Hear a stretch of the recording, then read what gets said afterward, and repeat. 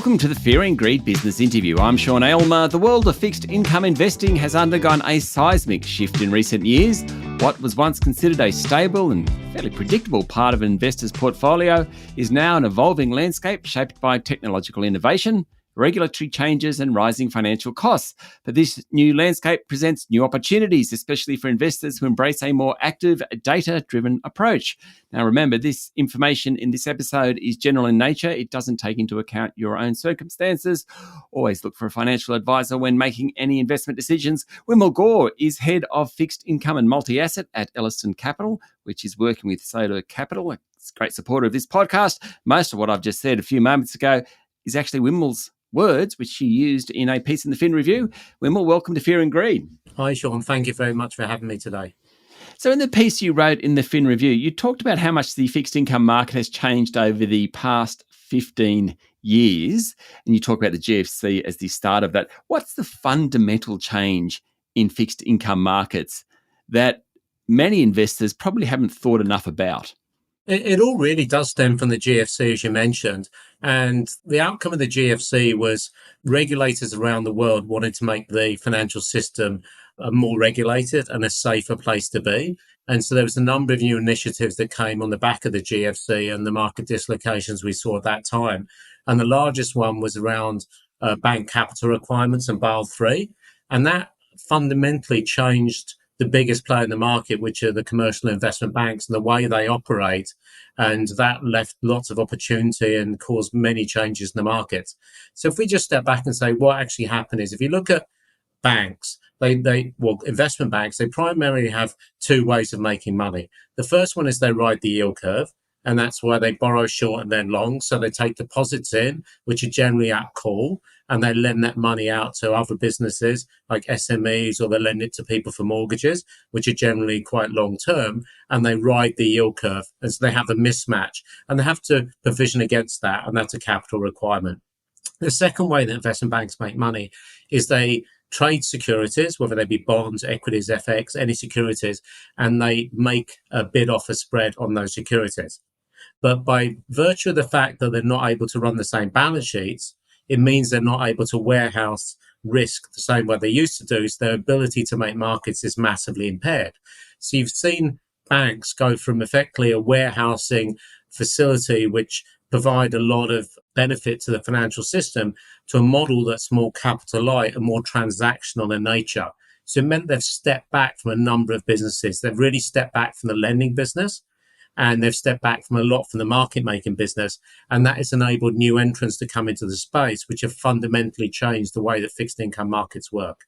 Okay, and I'm paraphrasing you here, but because of the regulatory changes, they've actually had to step back because it's just not profitable enough. They're not earning as much money if they do some of these traditional things we think about them doing.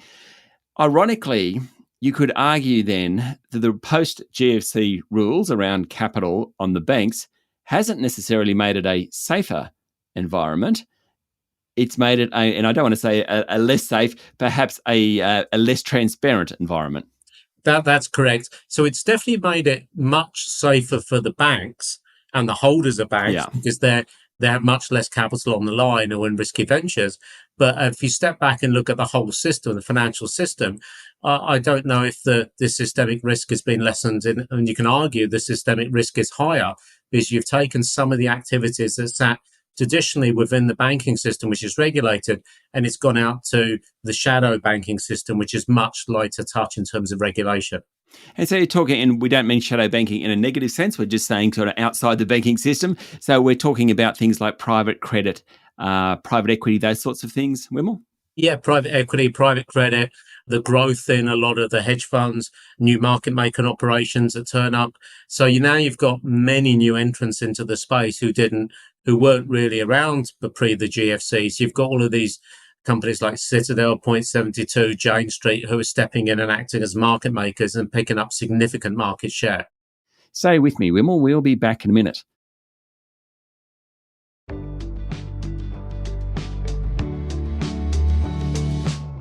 My guest this morning is Vimal Gor from Ellerston Capital. Okay, so what's that mean? Let's bring this to the fixed income investors then. So we have all these new market makers who are raising capital, That's where we come into the fixed income investors looking to put their money in different places. So how has it changed, and what's it mean for be it an institutional, but even a high net worth fixed income investor? Well, what it means is that the way the fixed income markets has changed fundamentally. It's much more akin to the way equity markets are now.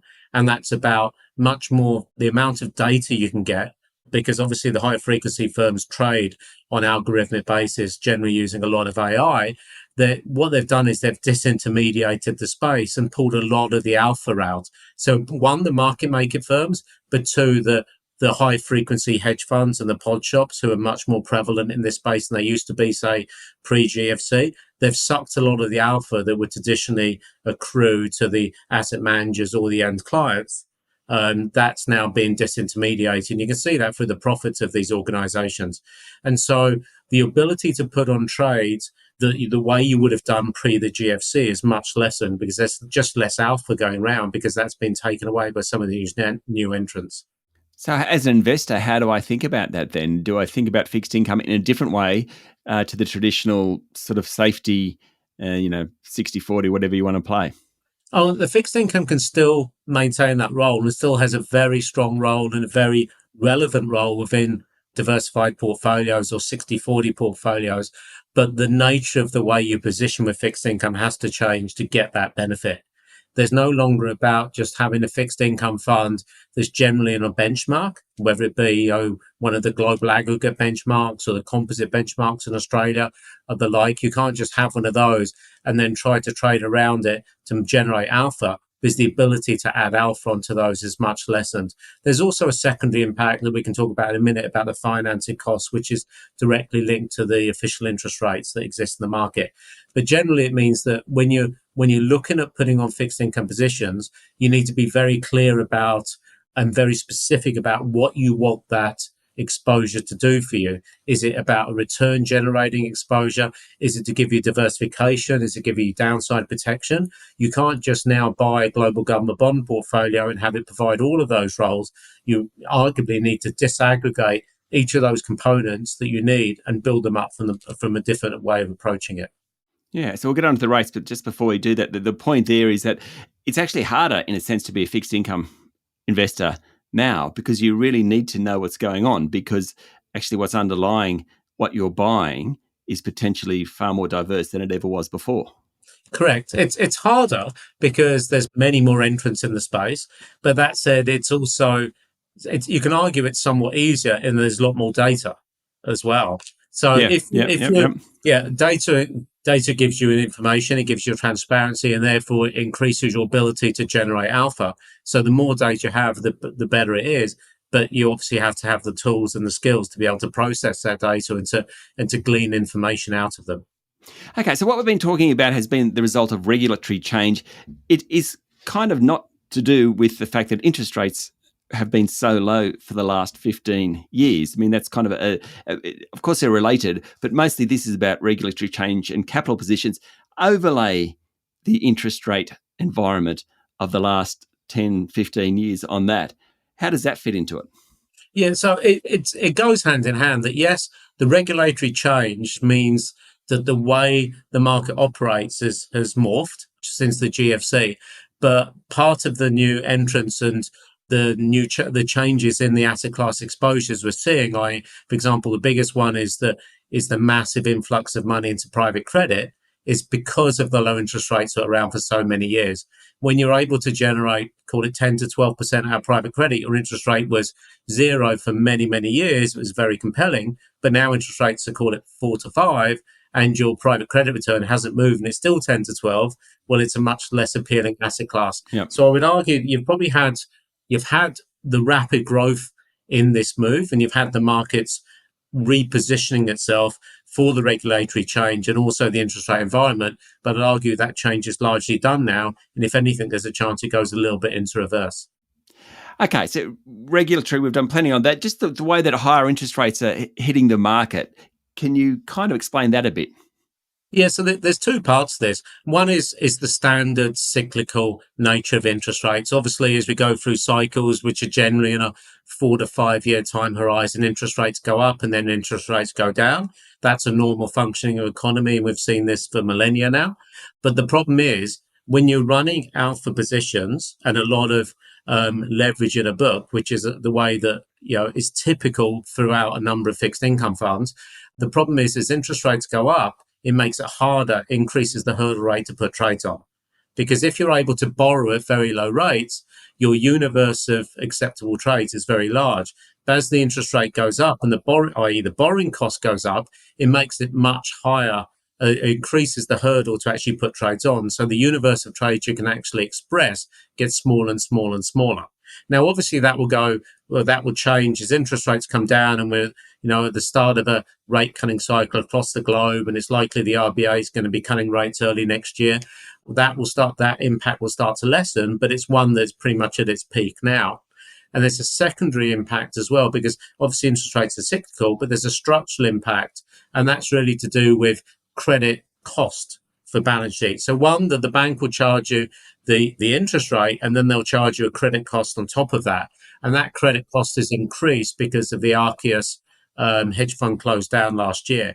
Effectively, what happened is that the investment banks offered a lot of credit lines with minimal investigation or knowledge of what went on with those lines, and there was a significant hit for the investment banking community of around $10 billion. And so to recoup those losses and to make sure they don't happen again, banks are now charging a higher fee, i.e. credit spread, above the financing rate. So you've got this double whammy that now you've got a higher financing rate, which makes the hurdles on your trades higher, and you've got a higher credit spread. So it's making it doubly hard to actually run alpha trades on a leveraged book. And so you've had both of these changes happen in conjunction with each other. Okay, we're out of time, but finally, how then, given everything you've said, Vimal, do we think about fixed income in a portfolio? It does still have some of those traditional traits, but it's a little bit more complex now. It does. I mean, fixed income is still, my favorite asset class. It gives you the two things you want in any asset class, and certainly as part of a diversified portfolio. It gives you a positive return, and it gives you a negative correlation to equities in times of stress. But as I mentioned earlier, just relying on a buy and hold portfolio to give you those characteristics is much less efficient and effective than it was in the past. And so now you need to think about fixed income assets in a very idiosyncratic manner. I.e., do you want funds that have high leverage? Do you want to have funds that have very high credit exposures?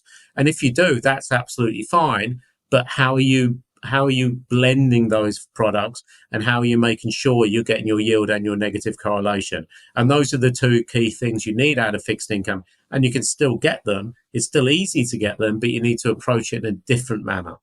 Vimal, thank you for talking to Fear and Greed. Thank you, Sean. That was Vimal Gor, Head of Fixed Income and Multi-Asset at Ellerston Capital, which is working with Sodor Capital, a great supporter of this podcast. Remember, information in this podcast is general in nature, and you should get professional advice and make sure a product is right for you before proceeding. This is the Fear and Greed Business Interview. Join us every morning for the full episode of Fear and Greed, daily business news for people who make their own decisions. I'm Sean Aylmer. Enjoy your day.